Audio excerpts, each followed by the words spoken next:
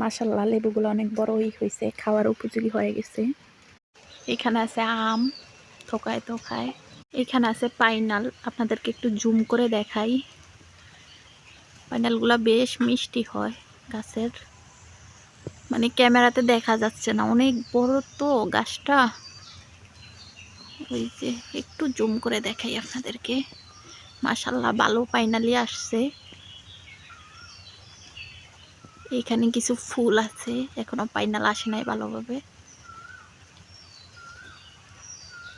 এখানে এখনো পেয়ারা হয়নি, পেয়ারার ফুল আসছে, পেয়ারাও আসবে খুব শিগগিরই। এই গাছের পেয়ারাগুলো খুবই সুমিষ্ট খেতে।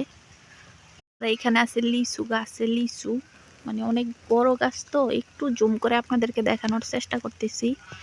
এই যে এখানে লিচু আসছে, এখানে পেয়ারার ফুল দেখা যাচ্ছে একদমই ছোট ছোট।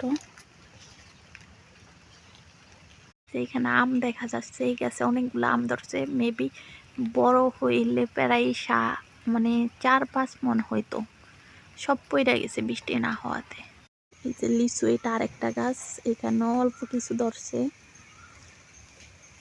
এখানে ওই যে দেখা যায়, দেখেন এই হচ্ছে জাম্বুরা। এই গাছের জাম্বুরা গুলা খুবই মজা খেতে, মানে দেখা যাচ্ছে না, কালো কালো দেখা যাচ্ছে। জাম্বুরা আছে এখানে। দেখেন আল্লাহর মানে আল্লাহর সৃষ্টি যে কত সুন্দর। মাটির কাছেই কাঁঠাল ধরছে। তো আমি তো আমার বাসায় কি আছে ব্লগের মাধ্যমে শেয়ার করলাম আপনাদের কাছে সাথে। তো আপনাদের কার বাসায় কি আসে অবশ্যই কমেন্টে জানিয়ে দিবেন কি ফল আছে। তো বিদায় নিলাম এখানেই আজকে, আল্লাহ হাফেজ।